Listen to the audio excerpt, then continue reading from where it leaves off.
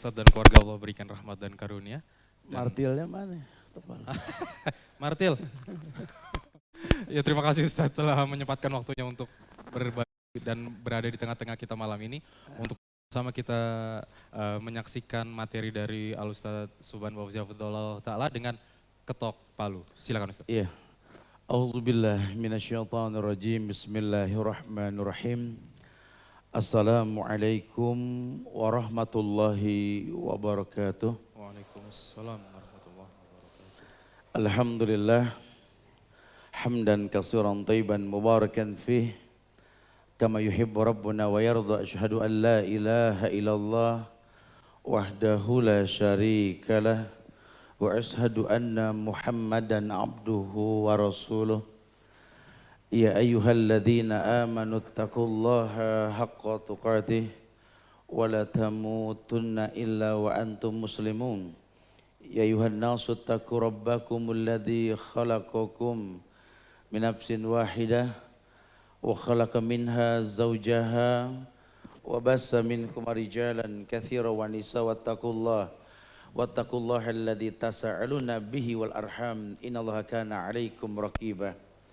Ya ayyuhalladzina amanu taqullaha wa qulu qawlan sadida yuslih lakum a'malakum wa yaghfir lakum dhunubakum wa may yuti'illaha wa rasulahu faqad faza fawzan 'azima. Amma ba'du fa in ahsanul kalam kalamullah wa khairal huda huda Muhammadin sallallahu alaihi wasallam wa syarral umuri muhdatsatuha wa kullu muhdatsatin bid'ah wa kullu bid'atin dhalalah wa kullu dhalalatin finnar.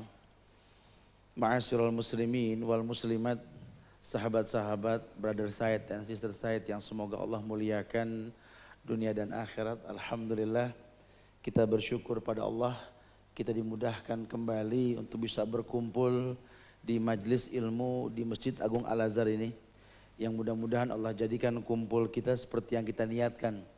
Kita minta kepada Allah diberikan keberkahan, diangkat derajat kita dengan menuntut ilmu insyaAllah.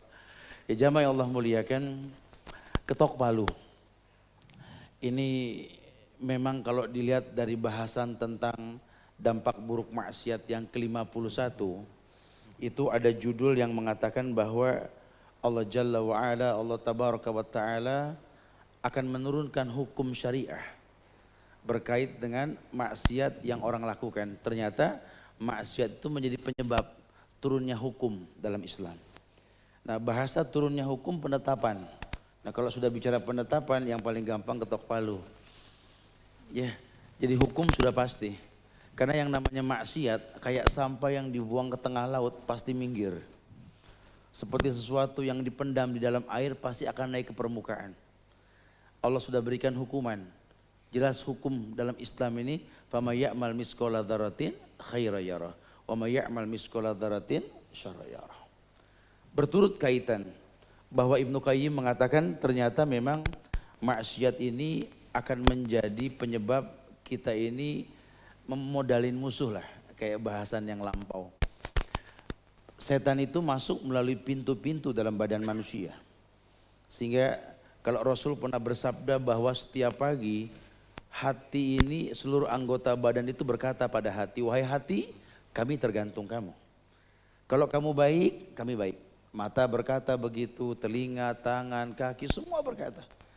Makanya Islam tawarkan kalau memang kita ini diuji dan kita pasti diuji, yakinlah bahwa ujian ini akan mendatangkan kebaikan selama kita menstabilkan iman. Orang yang beriman, orang yang tahu bahwa memang hidup ini ujian.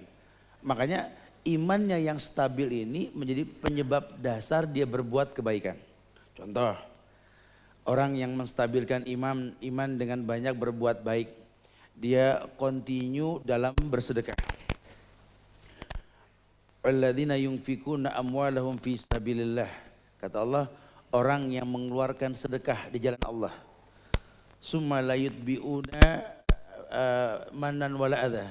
Di mana ketika dia menginfakkan apa yang dia miliki, dia enggak pernah barengin sedekah itu dengan mengungkit apa yang dia kasih dan menyakiti orang yang dia beri. Kata Allah, lahum ajruhum inda rabbihim la khaufun alaihim walhum yahzanun. Allah sudah pastikan balasan buat orang yang seperti ini, udah lahum ajruhum inda rabbihim. Ada balasan yang Allah kasih dengan bahasa rububiyah. Rububiyah ini amaliyah, Allah berbuat. Anfik unfik alik. Infakkan, Allah infakkan kamu. Yang pasti Allah balas infaknya apa? La khaufun alaihim walahum yahzanun. Mereka nggak akan pernah punya rasa takut dan sedih. Karena memang setan itu suka bikin orang takut dan sedih. Orang kalau sudah punya rasa takut dengan dunia, yang lain pasti bakal menaklukkan dirinya. Orang kalau sudah bisa dibikin sedih sama dunia, dunia bakal menaklukkan dia. Kok bisa takut, bisa sedih? Karena dia lupa dunia ini cuma titipan. Harusnya setiap orang sadar bahwa yang namanya dititipin jangan munyain. Ini kan rusaknya kita dititipin tapi munyain. Jadi ketika yang nitipin ngambil kita sedih. Ya, mobil, motor kan titipan. Dulu kita lahir nggak mungkin naik motor langsung, betul. Ya, mana ada orang lahir terus langsung ke motor lari, nggak ada ceritaan begitu. Lama-lama bisa naik sepeda, lama-lama bisa naik motor. Yang lama-lama diboncengin sama anak, betul. Lama-lama dilarang sama anak. Karena udah nggak boleh, umur sudah nggak sesuai dengan keadaan motor yang dimiliki. Bas, cuma titipan. Semua yang kita miliki sifatnya titipan. Nah Islam ini pengen kalau orang dititipin tolong jaga. Karena yang punya titipan ini bakal nanya nanti. Summa latus aluna yauma idzin. Ini yang kadang-kadang bikin orang sedih. Motor hilang sedih. Motor rusak sedih. Rumah rusak sedih. Pokoknya yang dia punya hilang sedih aja judulnya. Padahal apa yang mau disedihin sih, lawang awalnya nggak ada balik ke nggak ada lagi, susah amat tinggal ngomong inna lillahi wa inna ilaihi rojiun. Ya, kalau teorinya sih begitu, Ustaz. Kan kesian si Jonas hari gini belum merit, anya gitu ya. Lagi tren tuh sekarang gitu ya. Subhanallah. Ya, ini orang suka terkecoh tuh. Lowong dunia yang singkat ini kok membuat dia sedih. Lagi apa yang mau disedihin? Kita sedih, kita melo nih hari. Emang hari nggak berganti? Pengumuman pemerintah mengumumkan bahwa minggu ini semua hari Senin. Karena banyakan yang sedih. Ya enggak. Senin pasti ganti Selasa, Rabu, Kamis, Senin lagi ya kan? Rugi. Bergulirnya waktu terpatok dengan ujian, rugi. Lawang hidup ini ujian, hidup ini perpindahan dari satu ujian ke ujian yang lain. Kalau orang yang berilmu tahu, nggak terlena dia. Oh ya, kalau begitu diantisipasi lah. Karena kita punya musuh ini kan setan yang nggak kelihatan. Kalau orang bilang setan kelihatan, ini setan dari golongan manusia. Yang berat itu kan setan dari golongan jin. Enggak pernah kelihatan. Cuma Allah kabarkan, Nabi contohkan ada pintu-pintu setan yang kita ini bisa antisipasi nih. Setan masuk melalui mata, melalui telinga, ya. Setan menggerakkan hati kita untuk memerintahkan pada tangan bergerak, kaki bergerak. Maka dikasih formula, ala bidzikrillahi tatmainul qulub. Ya. Orang yang hatinya berzikir pasti tenang. Siapa? Alladzina amanu wa tatma'innu qulubuhum bidzikrillah. Orang yang beriman berarti stabilisasi iman ini penting. Karena nggak mungkin hati ini bisa tenang kalau iman kita nggak stabil. Dia sih tenang betul tat, orangnya tat. Anda nggak pernah nemuin orang kayak dia tat, tenang. Tapi memang agamanya nggak jelas tat. Sakit nih orang berarti. Mana ada orang tenang nggak beriman, nggak bisa. Lawang yang mengaku beriman dan kelihatan beriman saja bisa nggak tenang, apalagi yang nggak beriman. Enggak. Iman tuh dasar sekali. Makanya Ibnu Qayyim meletakkan. Jadi kalau kita susun dari bab-bab yang lampau, Ya, sampailah kita pada pembahasan 45 hingga 51 terakhir nih bahasan kita tentang dampak buruk maksiat. Dikatakan bahwa setan ini bisa menjebol penjagaan telinga dari hal-hal yang halal. Jadi dia melakukan hal-hal yang haram. Kemarin sepintas dijelaskan tentang hijrah ya. Di sini sama Ustadz Syafiq ya, sama Ustadz Nuzul, Masya Allah bagus banget bahasannya. Dijelaskan tentang masalah hijrah. Karena hijrah ini bukan cuma hiporia. Tapi kalau hijrah ini nggak ngefek, ada yang salah. Hijrah itu ibadah. Ibadah dalam Islam itu harus ngefek. Ya, artinya ada efek dari hijrah. Salah satu efeknya apa? Dia menjadi orang yang berubah. Lebih baik ketimbang dia yang dulu. Cuma kan dia bisa jadi baik ketimbang dia yang dulu kan penyebab yang dibuka. La yazalu abdi yataqarrabu ilayya bin nawafil hatta uhibbahu. Para ustadz menjelaskan kemarin hadis yang mengatakan, hadis qudsi bahwa tidaklah seorang hamba menghiasi yang wajib dengan yang sunnah, itulah penyebab turunnya cinta Allah. Kalau sering dia lakukan ini, melakukan yang sunnah, Masya Allah. Sunnah dirutinkan dan dia memang cinta dengan yang sunnah, wallahi akan turun hujan cinta dari langit. Besok tuh Surabaya. Ya. Akan turun hujan cinta dari langit. Kenapa? Karena memang bahasanya menghiasi yang wajib dengan yang sunnah. Dia sudah tidak bicara lagi yang wajib. Bukan berarti nggak membicarakan yang wajib. Karena dia tahu yang wajib ini sifatnya harus. Bukan sesuatu yang spesial. Dipuji oleh orang, standar. Anda sholat 5 waktu, ya biasa. Jangan terus jadi belagu. Petantang, beteng-teng, ting-ting, betong-tong. Tuh orang apa jalannya begitu. Habis sholat isya, astagfirullahaladzim. Kan jadi salah lagi kan. Yang nggak jadi hebat emang harus. Allah ciptakan dia buat yang wajib itu mah biasa. Tiap awal bulan para suami depan pagar, waduh Masya Allah. Jalan juga dagu duluan sampai susah. Ngapa begitu? Ya saya habis ngasih nafkah. Harus. Kalau enggak Allah marah urusannya kan begitu. Ini yang wajib jangan jadi petang-petang. Emang ente tercipta untuk itu. Enggak ada yang spesial.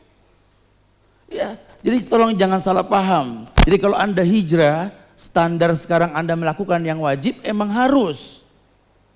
Enggak ada yang spesial. Anda tercipta untuk itu. Tapi yang menimbulkan cintanya Allah ketika kau bisa menghiasi yang wajib tersebut dengan yang sunnah. Itu yang Islam inginkan. Makanya sindiran ayat kan mengatakan ya ayyuhalladzina amanu taqullah wa aminu bi rasulih yu'tikum kiflan min rahmatih wa yaj'alakum nuran tamsuna bi wa yaghfir lakum. Sering kita bahas ini. Hei orang yang beriman, bertakwalah kepada Allah. Berimanlah dengan yang Rasul bawa. Kalau bicara takwa harus setiap orang melakukan yang wajib, efeknya la'allakum tattaqun, agar kalian bertakwa. Kalau kalian sudah bertakwa, bukan Allah yang diuntungkan, siapa? Kalian yang beribadah. Jangan pikir kalau kita sudah bertakwa Allah senang, Allah diuntungkan, tidak. Lawang Allah sudah bilang wa may yattaqillah yaj'al lahu makhrajan.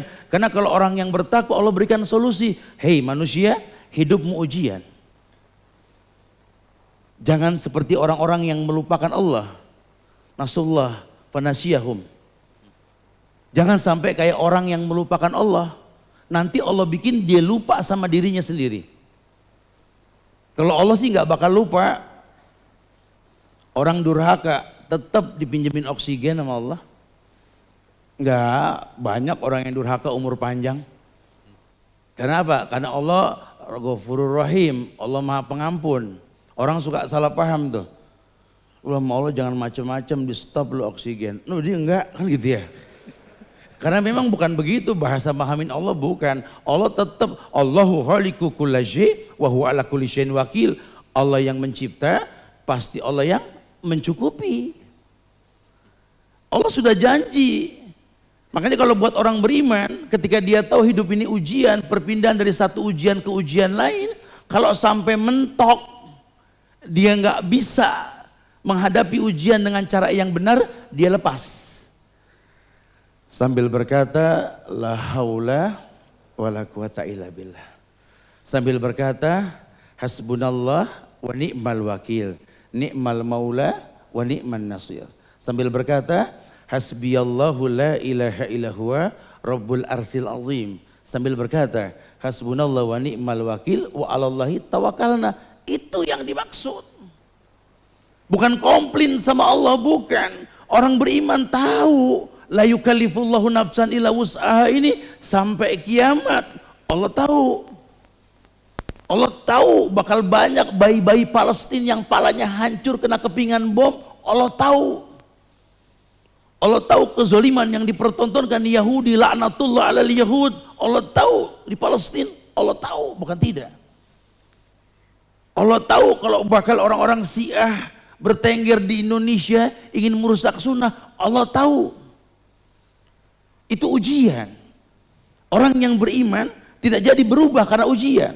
Kenapa? Karena memang dalam Islam ini setiap ujian itu mendatangkan kehusyuan kalau stabil iman. Allah akan uji orang Islam yang beriman, yang patuh, benar dalam beragama, Allah akan uji. 4 level pertama, Islam, iman, patuh, benar. Baru bicara ujian. Kalau diuji 4 hal ini sudah berhasil dia hadapi, wallahi ujian akan mendatangkan kesempurnaan.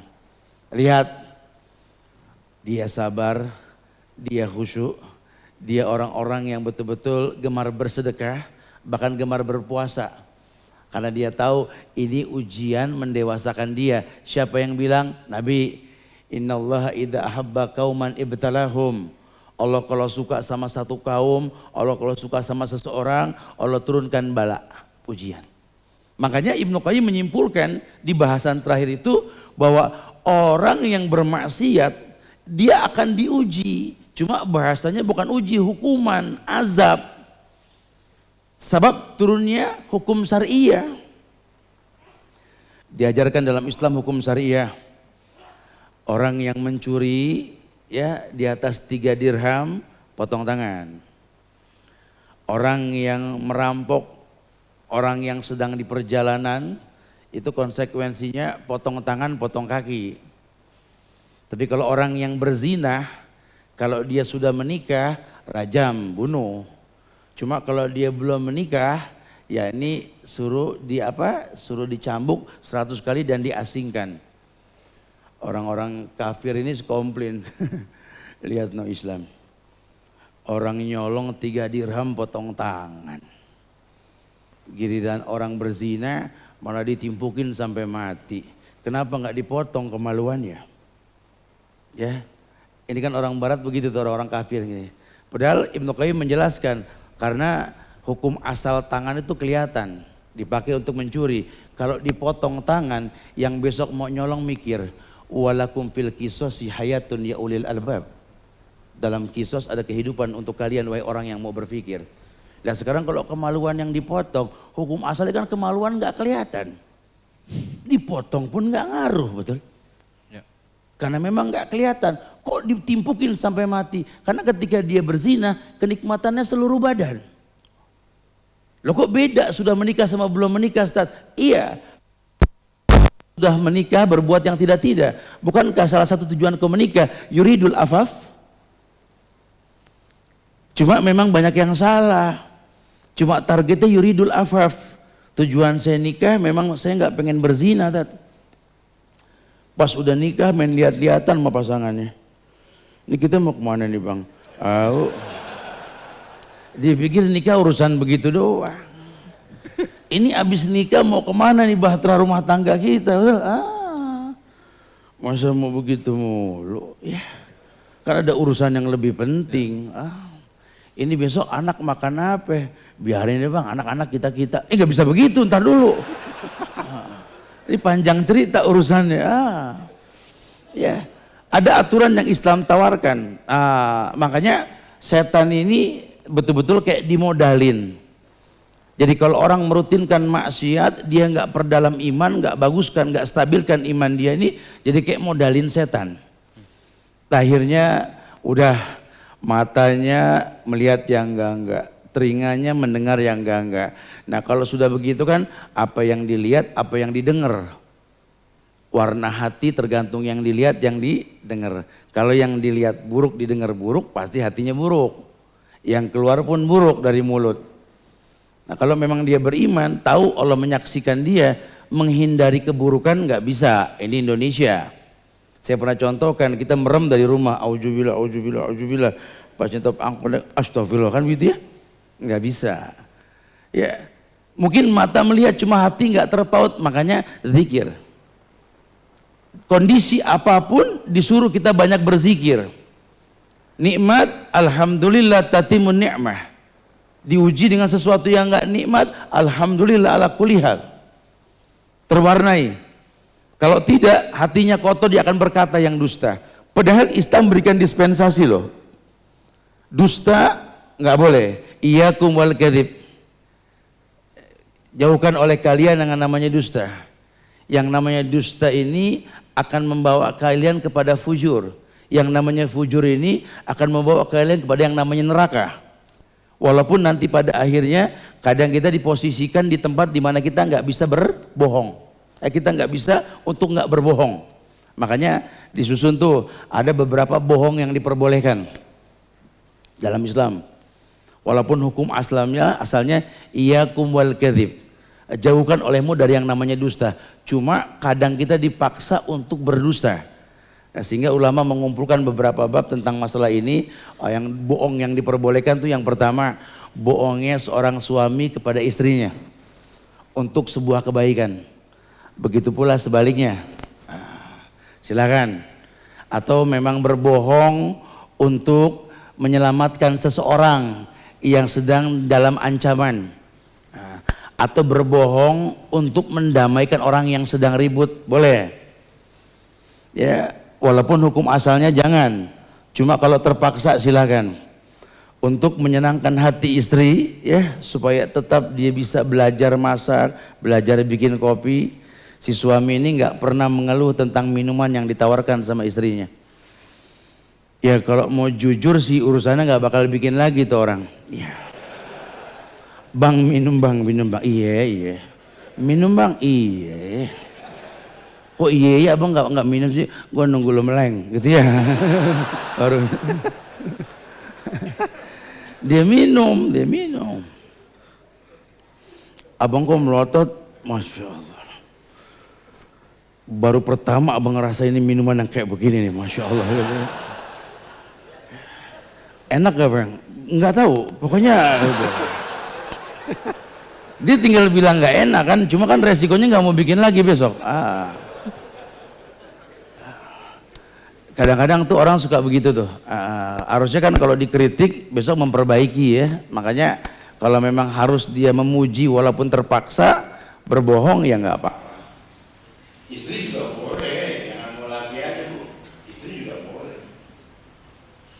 Kirain si suami bininya nggak gaul kali. Dia beliin sendal di Sogo jongkok dah misalnya soalnya. Di Sogo juga namanya jongkok bina itu. Dia beliin aja dia dipakai. Tapi setiap dia ngeliat kaki bini kayak nggak pernah dipakai. Sendal yang abang beliin gimana neng? Bang, masya Allah bang.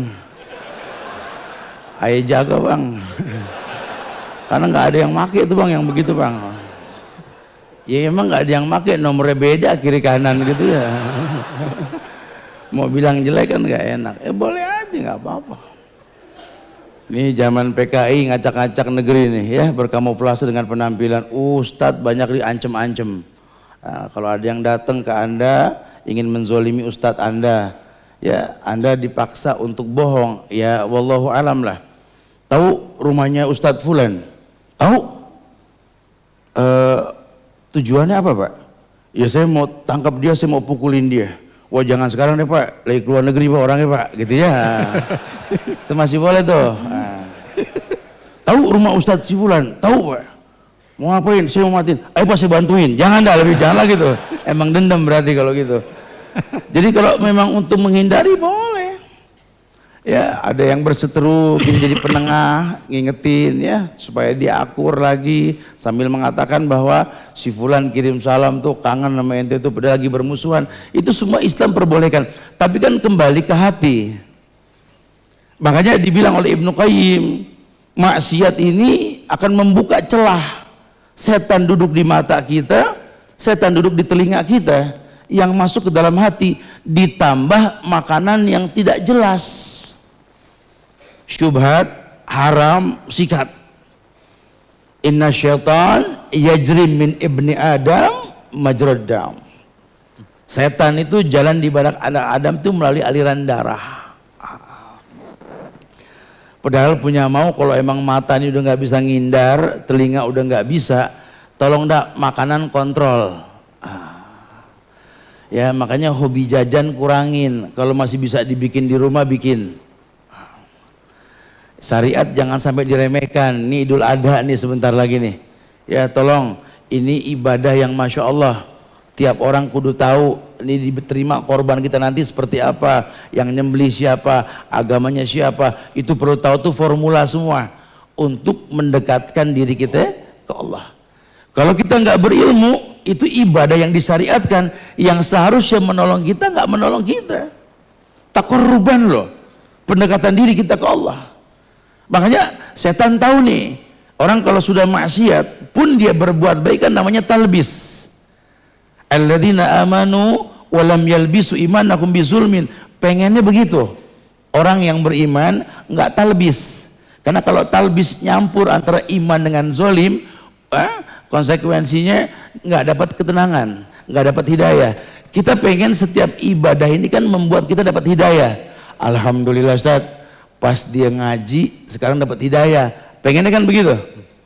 Orang sih kesannya dia dapat hidayah Ustaz, udah ngaji ya alhamdulillah. Cuma ngaji itu menjadi penyebab hidayah yang lebih tidak. Karena banyak orang nggak ngaji dibilang hidayah, tapi setelah dia ngaji pasang bom bunuh diri. Ya, bahkan banyak orang yang mengatasnamakan agama. Setelah hijrah dia mulai mengerti Ustaz, bahwa ada hal-hal yang diharamkan dalam agama, tapi bersembunyi di balik hijrahnya.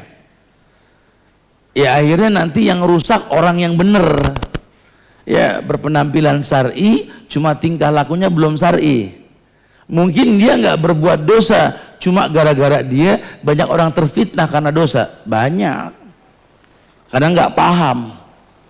Ya ikut kelompok-kelompok tertentu mengatasnamakan kajian. Pokoknya judulnya ngaji Ustaz. Iya ngaji cuman bukan di packing. Ini organisasi yang dikedepankan. Akhirnya kesannya Islam padahal organisasi. Nggak berasa Anda dididik dengan ADART kelompok, bukan Quran dan Sunnah. Banyak. Kitabnya sama, kitab Tauhid Syekh Muhammad bin Abdul Wahab, tapi kok endingnya bisa berubah? Itu yang saya maksud. Karena agama ini kalau benar ya, ingat yang kita bahas yang lampau-lampau ya. Agama ini kalau benar belajarnya, si pelakunya bak penghuni sorga. Belum masuk sorga, cuma dia punya sifat penghuni sorga. Orang kalau agama betul, belajarnya bagus, rapi, wallahi ini orang bakal gampang akrab. Enggak dia yang akrab sama orang, orang seneng akrab sama dia. Itu penghuni sorga. Namanya Qoribin. Ngedeketin gampang, dideketin gampang. Tuh. Cuma kan banyak orang yang ngaji dengan guru yang sama, Quran yang sama, kitab dan hadis yang sama, tapi orang jadi nggak berani deket. Dia pun nggak berani deket. Ini sudah salah. Ini sudah salah. Ada yang salah. Apa salahnya? Wallahu alam. Kembali pada si pelaku.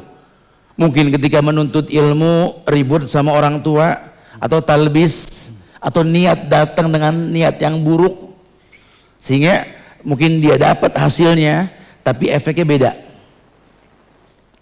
Harusnya tidak seperti itu. Iya, ingat al ilmu nur wa nurullah la yuhda lil asih. Ilmu itu cahaya Allah, dan cahaya Allah nggak mungkin datang ke orang yang bermaksiat. Al ilmu nur wa nurullah la yuhda lil asih.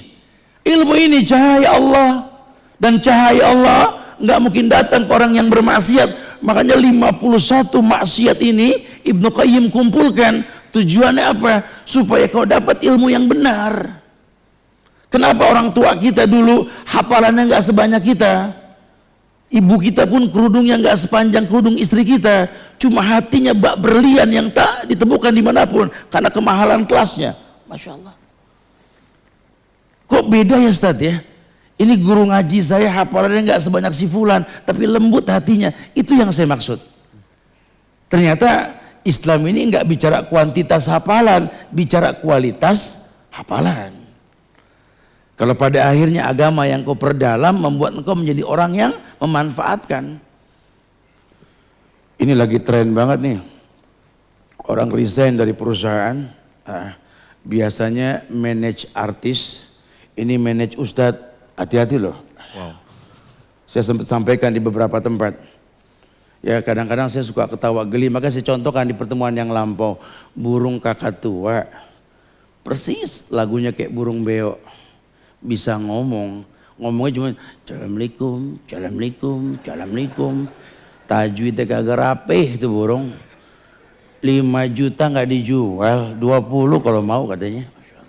Lah guru tajwid anak kita tambah bagus betul. Assalamualaikum warahmatullahi wabarakatuh. 200.000.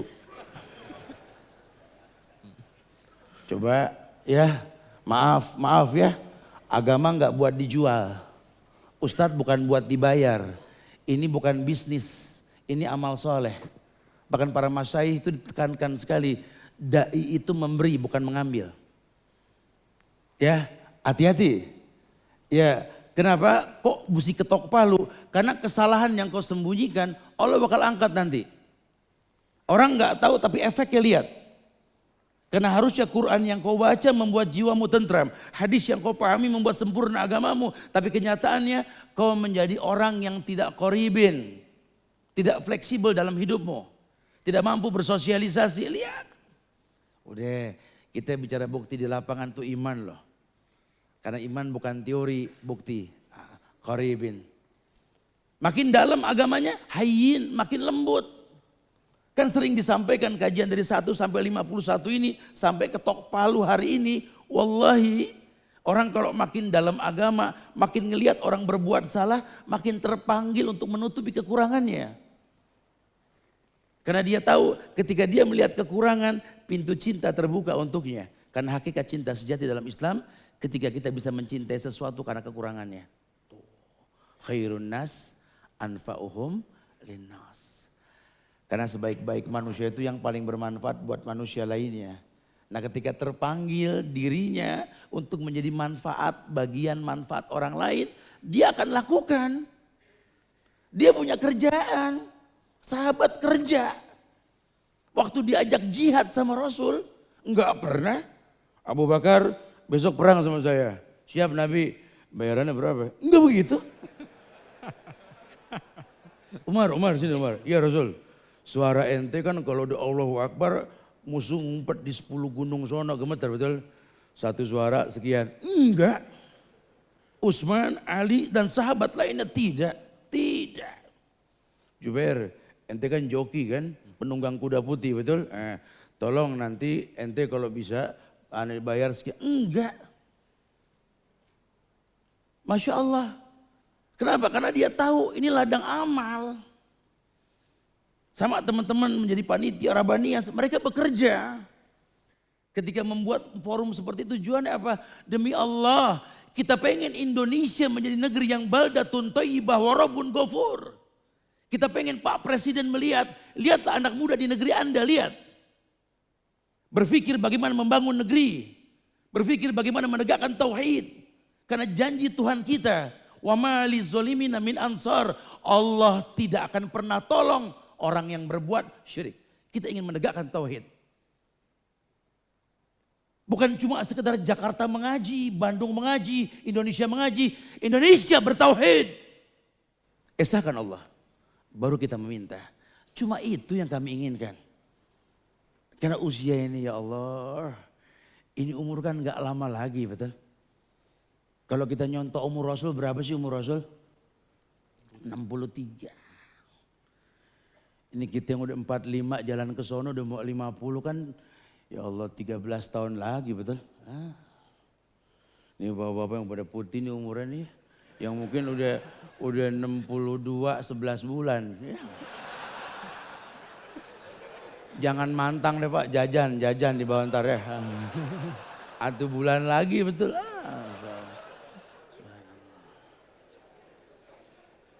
Iya, jadi begitu ya. Itu yang kita pengen. Makanya ketok palu ini pasti terjadi.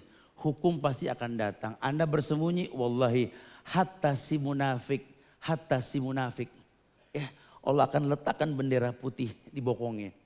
Di padang mahsyar nanti. Semua berkata, hadhihi godratu fulan. Lihat tuh tanda si munafik. Yang dulu gak ketahuan, lihat. Dia pikir merasa aman dari Allah. Wallahi hati-hati, Allah mantau kita bro.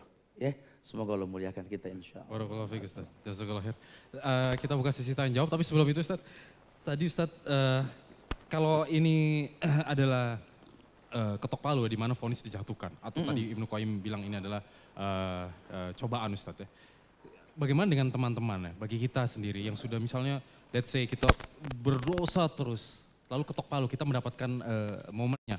Apakah nggak ada kesempatan kedua bagi kita Ustaz? Maksudnya kan kadang kita merasa minder ya teman-teman atau contohnya ada yang lihat ada orang sholat apa tapi dia minder saking banyaknya dosa yang sudah dilakukan atau dicap buruk oleh lingkungan sendiri. Bagaimana dengan hal ini? Masya Allah, kalau antum ingat bahasan-bahasan yang berkait yang kita sampaikan. Karena kita belajar nih, bukan tematik ya.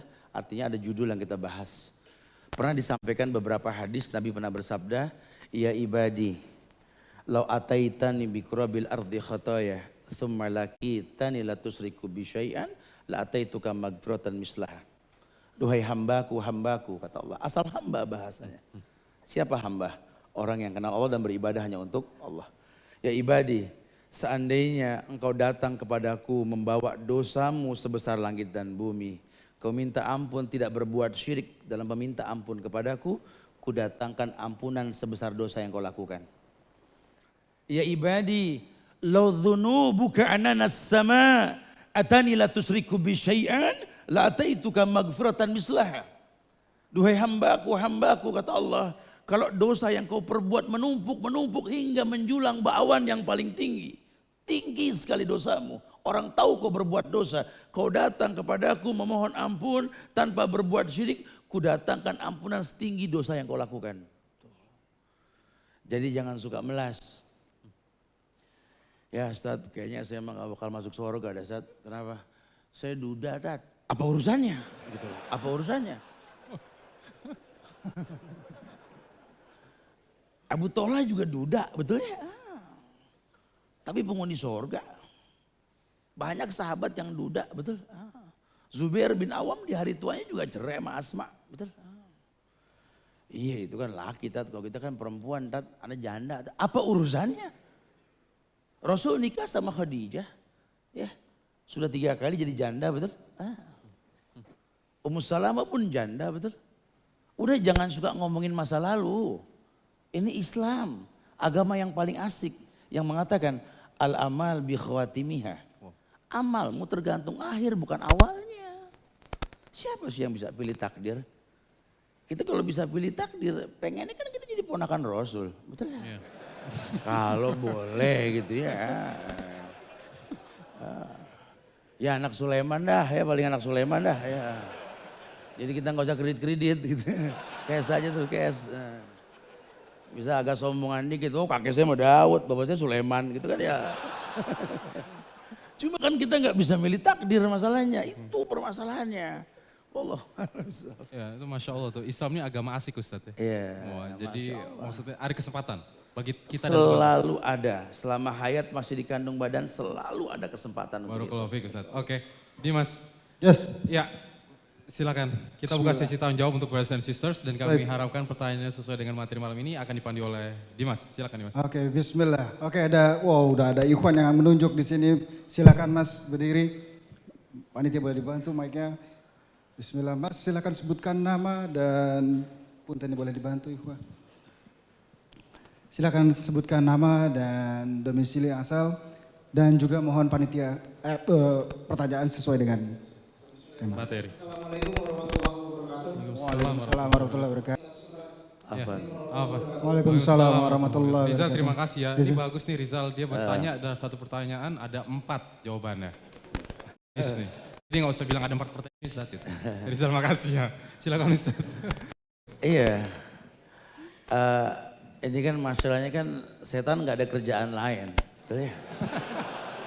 Maka dia jago bener ngegoda gitu ya. Kali kalau double job nggak terlalu begini. Ngegoda aja kerjaan setan. Tapi kan Islam tawarkan bahwa zikrullah ini bukan cuma sekedar ucapan tasbih, tahmid, tahlilnya, bukan. Karena zikrullah itu artinya apa sih?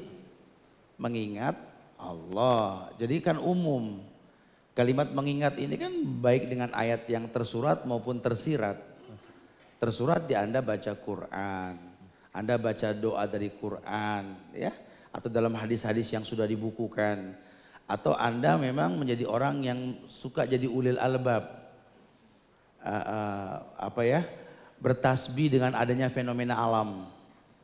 Alladzina yadhkurunallaha qiyaman wa qu'udan wa ala junubihim wa yatafakkaruna fi khalqis samawati wal ard rabbana ma khalaqta hadza batina subhanaka faqina adzabannar. Menjadi orang yang diri ingat Allah, duduk ingat Allah, berbaring ingat Allah, ya. Dan ujungnya dia berkata, duhai Rabb kami, tidak ada yang sia-sia yang kau ciptakan. Itu ulul albab. Cuma kan kalau untuk ayat yang tersurat tadi Anda harus punya modal. Contoh, saya sih pengen banget Ustaz kalau hujan turun tuh bahagia. Ya harus Anda di posisi yang menyebabkan Anda bahagia. Apa misalkan kalau sudah mendung buru-buru pulang. Ya, terus kondisikan rumah Anda memang nggak ada masalah banjir dan bocor. Taman hias yang bagus. Sampai rumah belum 5 menit ganti baju, hujan, girang. Allahumma shayban nafi'an. Aman, tidak kena hujan, hujan pun jatuh di tempat yang tepat, girang. Tapi kalau posisi Anda selalu di tengah jalan dalam keadaan tidak siap dengan turunnya hujan, payung lupa dan lain sebagainya, pas hujan kagak bakal shayban nafi'an. Ya hujan baru gitu kan. Karena nggak menyiapkan wadah gitu loh ya. Jadi jangan cuma pengen, Ustadz enak banget shayban nafi'an belum pernah. Ya karena wadahnya. Ya, jadi Anda harus tahu ini karena ada hukum sebab akibat. Nggak mungkin orang bisa puji Allah kalau nggak ada alasan dia memuji, nggak bisa. Ya, teori itu kan cuma sekedar di lisan. Makanya penting banget kita dekat sama ulama tuh penting. Antum berteman sama guru-guru antum tuh jangan cuma di masjid, gaul, kenal di luar. Lihat bagaimana mereka mempraktekkan hukum. Saya pernah contohkan, kalau orang lagi tawaf di Ka'bah, ya udah pada tawaf belum di Ka'bah? Aneh doain semuanya umroh, insya Allah ya, sama pasangannya. Temen nih ya, daripada ngeliatin internet mulu ya. Iya, kan ketika bismillah Allahu Akbar, itu kan kita jalan tuh, kondisinya macet. Ada yang nanya, Ustadz kalau tawaf apa yang dibaca? Apa aja boleh selama zikir, ngaji aja boleh. Cuma kan ulama mencontohkan yang dibaca yang sesuai dengan kondisi. Kalau macet istighfar, lancar bertasbih. Tapi dari rukun Yamani sampai Hajar Aswad udah abadi. Apa? Ya ini bacanya Rabbana atina fid dunya hasanah wa fil akhirati wa qina adzabannar. Itu namanya ilmu. Zikir bebas, cuma momennya apa nih? Ya kan macet Ustaz, ya istighfar. Bismillah Allahu Akbar. Astaghfirullahaladzim, la ilaha illa anta subhanaka inni kuntu minar rabbana zallamna. Istighfar, Allah bikin lancar. Sampai Hijri Ismail, itu ya Iraqi, Yamani, itu agak lancar tuh. Subhanallah, walhamdulillah, wala ilaha illallah, Allahu Akbar. Baru dari rukun Yamani, Rabbana atina fid dunya hasanah wa fil akhirati hasanah wa qina adzabannar. Itu yang mendekati tepat. Dia baca zikir, tasbih, tahmid, tahlil untuk sesuatu yang dibutuhkan. Bukan cuma celotehan, bukan. Allahu a'lam. Nah, Insya Allah. barakallah. Barakallahu Iya, fiik. jadi muaranya tuh ilmu lagi Ustadz. Ilmu, Jangan hanya berpikir ilmu yang saja ya. kedepankan. Betul Oke, sekali. Nice, barakallahu fiik. Itu Rizal jawabannya. Oke, terima kasih. Alhamdulillah. Oke, next nih, Mas. untuk Sister Said boleh disiapkan dibantu panitia. Silakan sebutkan nama dan asal domisili. Waalaikumsalam. Waalaikumsalam warahmatullahi wabarakatuh. Oke. Ahlan, gitu silakan. Bilang harus yakin kalau ujian itu mendatangkan kebaikan. Aha. Tapi kalau misalnya kita tuh udah ngelewatin satu ujian kan, alhamdulillah gitu. Cuma saat itu tuh kita tuh sambil takut gitu. Ujian apa lagi ya? Takutnya ada ujian yang lebih besar lagi. Wajar nggak sih kalau kita merasakan yang kayak gitu? Gitu apa itu bentuk suzon atau gimana biar nggak ya nerima aja nantinya ada ujian berat apapun juga gitu. Iya. Oke, kita nice. Waalaikumsalam warahmatullahi Waalaikumsalam wabarakatuh. Pertanyaan bagus. Iya, itu was-was bukan sih Ustadz? Misalnya kita Jadi Sebenarnya takut sih nggak kalau jelas. dia tahu bahwa tadi sudah disampaikan. Innallaha idza ahabba qauman ibtalahum. Allah kalau sudah mencintai satu kaum, Allah turunkan bala, ujian. Ya. Alif lam mim ahasiban nasu ayutraku ayyakulu amanna wa hum la yuftanun. Wa laqad fatana alladziina min qablihim. Fala ya'lamanna Allahu alladziina shadaqu wa la ya'lamanna al-kadzibin di Al-Ankabut ayat 1 hingga 3. Itu semua ayat yang menjelaskan tentang ujian. Sampai Allah bilang, apakah manusia mengira kalau mereka sudah beriman mereka enggak diuji? Allah uji. Jadi kadang-kadang ujian yang ringan makin dia kuat iman. Makin kuat iman makin diuji lagi sama Allah. Sampai kapan? Sampai Allah tahu kelasnya nih orang. Fala ya'lamanna Allahu alladziina shadaqu wa la ya'lamanna al-kadzibin. Sampai Allah tahu siapa di antara kalian yang jujur, siapa yang berdusta. Kapan Ustaz ketahuan orang jujur dan dusta kepada Allah ini? Ketika terpanggil dengan satu kalimat. Ya ayyatuhan nafsul mutmainnah. Siapa yang dibilang jiwa yang mutmainnah, jiwa yang tenang? Si kaya yang bersyukur, si miskin yang bersabar. Jadi hidup ini bukan masalah gagal atau sukses. Hidup ini bukan masalah kaya atau miskin, sakit atau sembuh, bukan. Sabar atau syukur. Ya. Jadi jangan salah. Makanya Rasul cinta banget dengan yang namanya miskin. Kenapa? Karena Allah sudah patenkan bahwa innallaha ma'as sabirin, Allah bersama orang yang sabar. Dan sabar itu diidentikan dengan kemiskinan.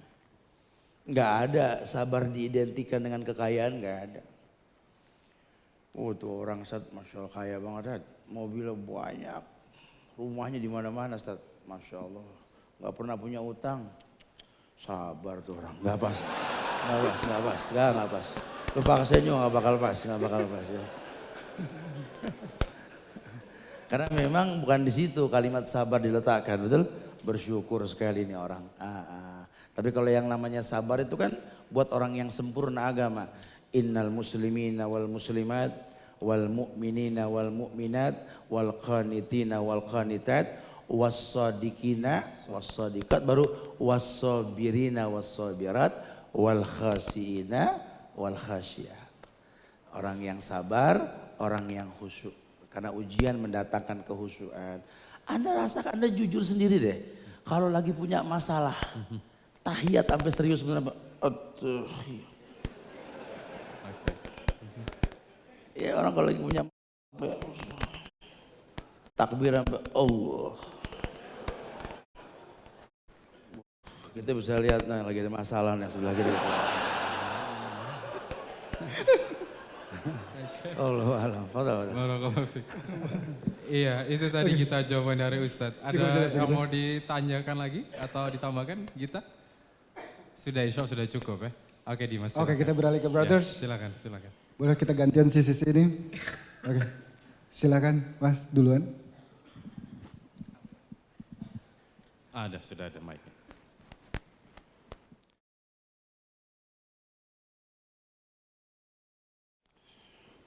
Assalamualaikum warahmatullahi wabarakatuh. Waalaikumsalam warahmatullahi wabarakatuh. Hadi. Ya, silakan Hadi. Oke. Mas Hadi. Waalaikumsalam warahmatullahi wabarakatuh. Mas Hadi nyatet ya? Masya Allah. Ini kita tambahin bukunya supaya lebih gampang nyatetnya. Gue juga nyatet dari tadi. Tenang buat antum ada lagi. Insya Allah. Ya silakan Ustaz. Gimana Ustaz? Iya, barakallahu fiik akhi. Bagus sekali. Kalau antum mau tahu ada banyak bab dalam Sahih Bukhari tentang masalah ghibah yang diperbolehkan. Antum bisa duduk di majelis Ustadz Abdul Hakim bin Abil Abdad di Krukut ya, Al-Mubarak, atau di beberapa kajian tentang kitab Bulughul Maram, sarahnya Subulus Salam. Itu ada bab, atau beli buku 297 larangan. Bulughul Maram sarah Syekh Utsaimin. Itu ada nanti, ada beberapa bab yang menjelaskan tentang ghibah yang diperbolehkan. Karena konsekuensi kita ngomongin orang yang salah ke orang lain itu kan ghibah. Ya. Apalagi dia orang Islam. Tapi kalau memang yang kita omongin untuk sebuah kebaikan, itu ghibah yang diperbolehkan. Di kampung saya itu ada orang yang mabuk mulu. Dia orang Islam. Benar-benar siapa disebut si fulan, si fulan, si fulan. Ciri-cirinya keburukan yang kita omongin. Orang sih ya begitu deh, tinggi enggak, lebar iya, misalkan gitu atau apalah. Kan kita ngomongin aib. Itu kan kalau tanpa sabab nggak boleh. Siapa yang mau punya kondisi seperti itu kan? Cuma kan kalau nggak didetailin tentang bentuknya nggak mungkin dong. Ya. Harus sebut kira-kiranya. Atau di bab tersebut dijelaskan Anda mencari seseorang yang harus ditemukan. Ya, contoh Anda ke daerah Kampung Melayu, Cawang atau mana, main datang aja ke sono nggak bawa alamat, nanya di depan gang, rumahnya Abdullah di mana? Semua Abdullah di sini gitu kan? Kan kudu disebut tuh ya, Abdullah apa nih? Ada embel-embelnya, cirinya, itu masih diperbolehkan. Makanya boleh-boleh saja. Tinggal tujuannya apa, maslahatnya apa. Ya. Wallahu a'lam bishawab. Barakallahu fiik. Ya, tujuannya juga untuk menghindarkan yang lain agar tidak terkena Iya, maksiat masuk ya. usulul fiqh darul mafasid muqaddam ala jalbil masalih. Mencegah yang buruk itu lebih dikedepankan ketimbang melakukan kewajibannya. Lebih ke sana arahannya nanti gitu ya. Lagi-lagi ini ujung-ujungnya memperbanyak ilmu lagi. Iya, Masya Allah. Iya, begitu jawabannya Hadi dari Ustaz. Bisa dimengerti ya insya Allah. Iya, ya. Barakallahu fiik Hadi. Oke, Silakan. kita lanjut ke Sister Said. Boleh panitia dibantu? Silakan. Silakan. Waalaikumsalam warahmatullahi wabarakatuh. Silakan. Saya Tiara dari Tuban Pak Ustadz. Silakan Tiara. Singkat saja pertanyaannya, Ya. bagaimana cara untuk selalu bisa bersabar di dalam segala kondisi Wah, nice. dan cobaan? Ah, nice. Oke. Tapi sekarang lagi, iya, Tiara kalau boleh tahu sekarang lagi nggak ada masalah insya Allah. Oke. Bahaya. Itu ya menerangkan banyak hal. Iya Ustaz, silakan Ustaz. Bagaimana Ustaz supaya kita sabar terus dalam setiap kondisi Ustaz? Mohon nasihat. Sebenarnya nanti kamu bisa lihat di tafsir Ibnu Katsir ayat surat Al-Ahzab ayat 35 itu. Ya, ayat 35, 36 nanti lihat tafsirnya itu. Bahwa yang namanya sabar, dan kan dia kan minta supaya sabar gitu kan. Bagaimana supaya sabar Ustaz? Ya, yang pasti sabar itu kan buah yang dipetik. As-sobru kas-sobri dibilangnya. Pepatah mengatakan sabar itu kayak buah sobri. Buah yang pahit. Murun fi madhaqatihi, pahit dirasa oleh lidah. Lakin awakibuhu ahla minal asal. Tapi efeknya lebih manis daripada madu. Ya. Masya Allah. Jadi yang namanya sabar itu buah yang dipetik. Makanya di Al-Ahzab tadi yang saya katakan 35-36 itu. Bahwa Allah susun sabar itu di level yang kelima. Suruh bagusin Islam dulu. Oke. Islam pahamin ketundukan, kepatuhan dan lain sebagainya. Sampai betul-betul paham baru bicara iman. Rapikan iman. Jangan ada talbis dalam iman kita. Kalau sudah beriman kita bicara ketundukan kepatuhan. Karena nanti di kitab Fawaidul Fawaid Ibnu Qayyim Al-Jauziyah tuh menjelaskan tentang iman itu terbentuk karena 6 hal. Kita nggak bahas di sini panjang urusannya ya. Tapi yang pasti bahwa memang ini iman terbentuk karena beberapa sebab. Sampai dia bisa beriman karena memang dia itu patuh kepada Allah yang dia kenal. Kalau dia sudah patuh kepada Allah yang dia kenal, maka dia akan benar dalam beragama.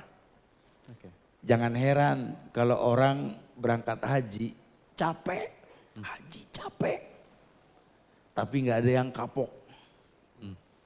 Lawang belum nyampe rumah aja, gimana Pak Haji? Kemarin haji, ini kan belum nyampe nih. Ya Allah, saya pengen banget minta sama Allah jadi tamunya lagi. Pulang belum, udah pengen balik. Masya Allah. Nggak ada orang pulang haji, gimana Pak Haji kemarin masalah haji di sono. Oh gak lagi dah, nggak ada. Yang kapok nggak ada Ustaz? Nggak ada. Oke. Kenapa? Karena memang dia lakukan haji itu karena memang dia butuh. Dan sempat menjadi sebuah mindset di otak setiap orang Islam itu, haji itu target dalam hidup. Makanya orang nggak ada yang kapok umroh sama haji. Ya. Kayak orang yang termindset, sholat ya Al-Fatihah. Mau imam baca cepet, baca lelet, nggak ada yang bosan sama Al-Fatihah, betul? Ya. Allahu Akbar, imam baca Alhamdulillah, yang kemarin nggak ada gitu. Kan nggak bakal bosan gitu loh. Udah termindset. Ya, Allah alam. Menyambung Tiara Ustaz. Sabar itu ada batasnya nggak sih Ustaz? Enggak. Oke. Kalau Anda mau batasin silakan. Tapi Oke. karena kan tawarannya innallaha ma'as-sabirin. Allah bersama orang yang sabar. Berarti kalau Anda bilang cukup deh 3 hari saya sabar dalam tanda kurung, cukup. Kita 3 hari cukup gitu ya. Harusnya jangan. Jadi justru kalau kita udah nggak kuat menghindar. Oke. Itulah makanya kenapa Ali dibilang Abu Turab. Saya pernah sampaikan ya. Ya. Kenapa Ali dibilang Abu Turab? Karena kesabarannya ngadepin Fatimah. Sampai Ali diri, dia duduk, dia berbaring, sampai dia wudhu masih nggak kuat dia. Dia guling-guling di pasir.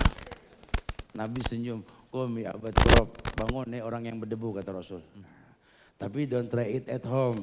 Dia guling-guling. Itu kenapa debu biar kayak Ali? Nggak begitu ya. Nggak usah kayak begitu. Baru kalau Fik. Maksudnya Ali tidak mengurangi sabar. Tapi dia membuat cara untuk bisa mempertahankan sabarnya. Kalau sudah nggak kuat jangan dihadepin. Jalan mendingan. Wow, Masya Allah. Dan Allah bersama orang-orang yang sabar. Allah ya Ustaz. Innallaha ma'as-sabirin. Wow, Allah nice. bersama orang yang sabar. Barakallahu fiik Ustaz. Oke Dimas. Oke Silakan. Tiara cukup ya. Kita lanjut ke brother side. Silakan. Dan mungkin ini pertanyaan terakhir untuk kita di atas. Insya Allah kita akan lanjutkan tanya jawab di area bazar insya Allah. Insyaallah. Silakan. Hidup itu. Hah? Amat. Assalamualaikum warahmatullahi wabarakatuh. Waalaikumsalam warahmatullahi wabarakatuh. Saya Indra Ramadhani dari Tangerang. Oke, Indra, silakan. Saya mau nanya, kalau dulu waktu zaman Rasulullah